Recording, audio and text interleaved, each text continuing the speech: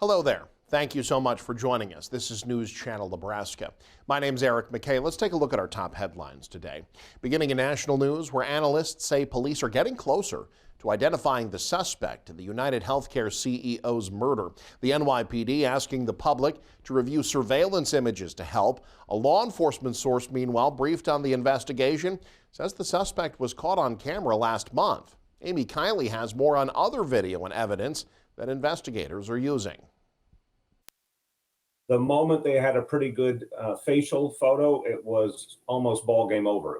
Experts say new evidence could be key to finding the suspect in UnitedHealthcare CEO Brian Thompson's murder. Surveillance video shows the face of a man police say is wanted for questioning. They say this is from a hostel where he pulled down his mask and smiled at a female employee.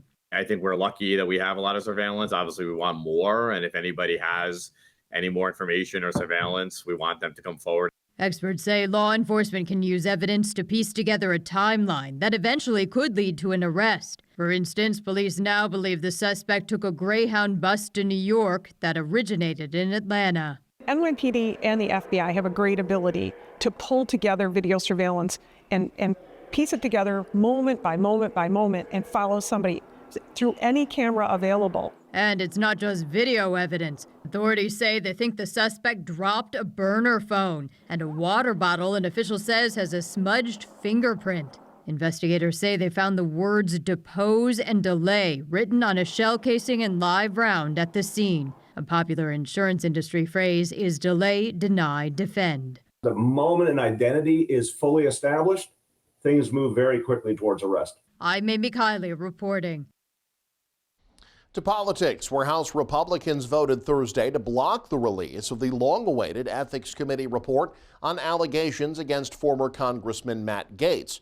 Democrats had pushed the resolution, which would have required the report to be publicly released. But now, the matter of releasing the report returns to the Ethics Committee, and it's unknown if it will ever be released. Only one Republican, Congressman Tom McClintock, voted with the Democrats. The Ethics Committee did meet before Thursday's House vote, but did not say whether the report would be released. Gaetz has denied any wrongdoing. The U.S. House, meanwhile, has approved a reprieve for home and business owners that had been faced with removing their summer cabins from alongside two southwest Nebraska reservoirs. The U.S. House unanimously passed a bill transferring control of the Red Willow and Sherman reservoirs from the Federal Bureau of Reclamation to Hitchcock and Frontier counties.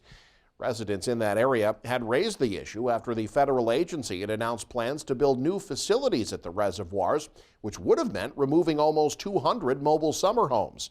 Representative Adrian Smith of the 3rd District introduced the legislation. He says returning the reservoirs to local control will mean avoiding what could have been potential economic catastrophe for local tourism.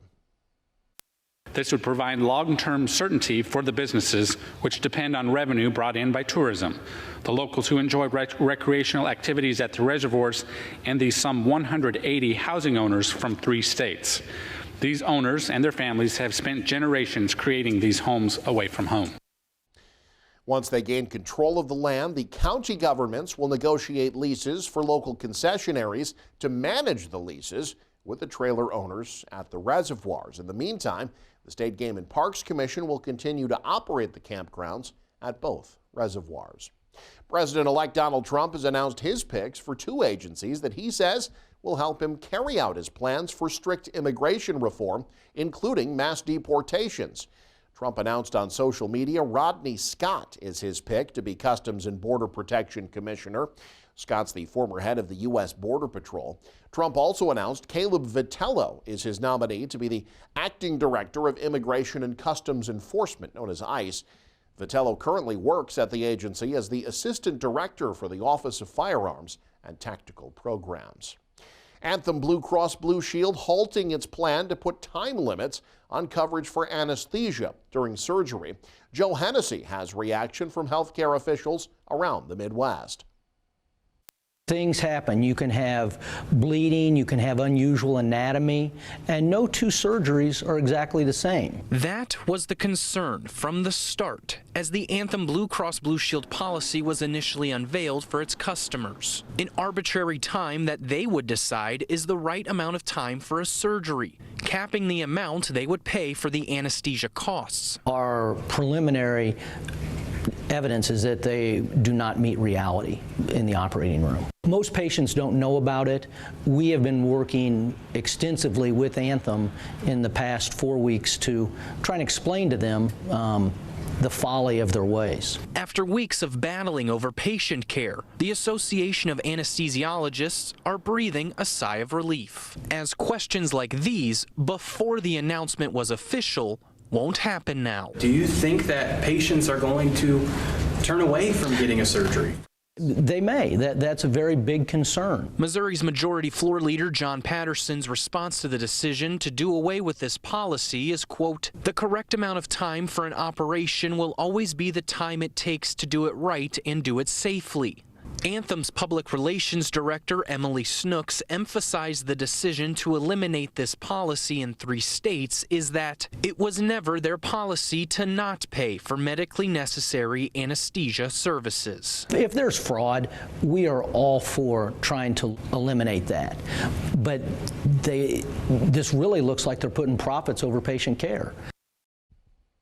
This month marks the 25th anniversary of a federal law designed to give states flexibility in helping older kids transition out of foster care. States like Nebraska have updated their programs, but advocates say services are still underutilized. In 1999, the U.S. government enacted a law that gives states money to carry out independent living programs for kids in foster care, soon to be adults. But the Annie Casey Foundation says fewer than half of those eligible actually receive services. Experts raising awareness of this issue say these kids often face a steep climb at a key stage in life.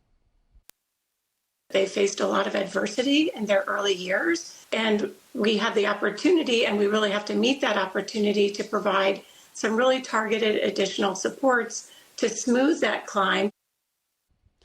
Cooper says a range of services under these state-level programs can help with things like job training and housing stability. Beyond the federal law, though, she says other forms of support have emerged. We're trying to create more educational stability for young people during their junior high and high school years, and creating more supports for young people as they go and pursue higher education opportunities. Now, Nebraska's program is voluntary. It saw more than 340 young adults participate in 2022.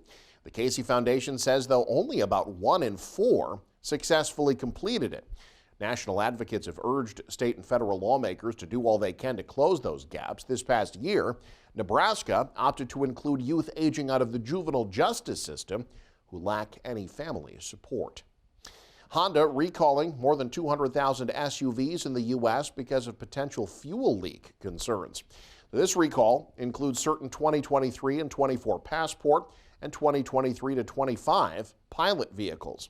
Honda says some of the recalled vehicles might have an incomplete connection between their fuel filler neck tube and fuel filler pipe. That could cause the two components to separate in a crash, which would allow fuel to leak. The automaker says they'll be contacting registered owners of all the affected models by mail in January. Anyone who gets that notification can take their vehicle to an authorized Honda dealer for a free inspection, and if needed, the dealer will make the repair. Well, air travelers could soon be entitled to hundreds of dollars for disrupted travel plans. The Department of Transportation proposing a new rule that would require airlines to pay cash to passengers who get stranded because of flight disruptions. Under the proposed rule, airlines would have to pay those passengers at least $200 in cash. They'd also have to provide rebooking at no extra cost and cover meal and lodging expenses. The DOT says they're also weighing a measure that would make airlines pay out even more for longer delays. Now, critics say this proposed rule would drive up ticket prices and negatively impact operations. However, an advocacy group for passenger rights called it a crucial step forward for passenger rights. The proposed rule faces a 60-day public comment period to review feedback on the matter. And finally, the latest on an odd sports story in central Nebraska. Less than halfway into the season, the Tri-City Storm have fired their head coach. Mark Abalon led the Storm, sitting fifth in the Western Conference with 25 points and a record that's a game above 500. But his time on the bench came to an unexpected end. Now Marco Trevino becomes the top whistle. Both men spoke about what happened on the Doug and Daddy Show, airing on ESPN Tri-Cities in central Nebraska. Not really at liberty, to kind of talk about that kind of stuff. Obviously, I do wish, Abby the best. I really did enjoy working for him. I really did enjoy working with him. I did learn a lot from him, and I'll forever be grateful for that. I'm proud of those guys, and I certainly wish them unbelievable success because I love those guys. And so, at some point I hope I really get clarification on what really went on and the why. But, the reality of it is I may never. And I have a bigger purpose in my life, too. And so hockey may just not be the thing for me always. Now Trevino is charged with getting the Storm back to the postseason where they've qualified to play in each of the last 6 seasons. Some of the practice stuff will change a little bit, not too much, just I think get a little bit more focus on defense. Hopefully just a little bit more, freedom for the boys offensively, a little more creativity to be able to, kind of play free. I think that's the major change. Other than that, we have a lot of talent, and it's more of just, getting them to play together, getting them to play inspired hockey, and if we're able to do that, we'll be successful. You can stay up to date with the very latest by following us online. Head to newschannelnebraska.com, click on the News tab there. You can also follow us on X, like us on Facebook and Instagram as well. Thanks for joining us. Have a great weekend. You're watching News Channel Nebraska.